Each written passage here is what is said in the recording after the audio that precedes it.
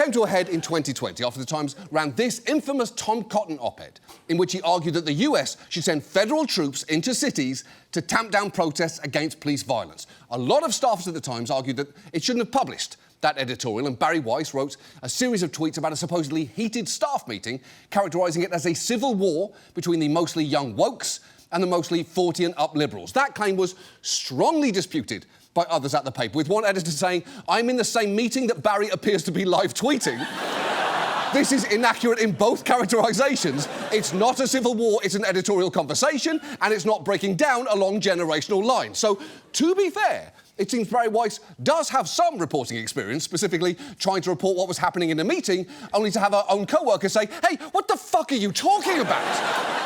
Now, shortly after that, she resigned, posting a lengthy resignation letter to her website, claiming that her forays into wrongthink had made her the subject of constant bullying by colleagues who disagree with my views. And she now tells the story of that letter in some pretty self-mythologising terms. I thought to myself, I have a choice to make. I can stay. And in where I lived on the Upper West Side of Manhattan, Seinfeld territory, telling people you worked at the New York Times really meant something. Got you a good table at a good restaurant, among other things. And it meant a lot to me because I felt like, wow, like I made it. Or I could leave and I could give up the prestige, give up the platform, have no plan for what I'm doing next, but leave with my integrity. So I left with a resignation letter, sort of heard round the world.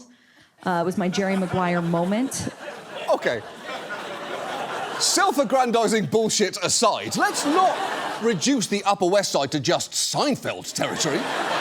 It's the site of many other cultural touchdowns, like You've Got Mail, Will and Grace, and that time the night before the Macy's parade when Balloon Spider-Man made an absolute meal out of Uncle Sam's ass.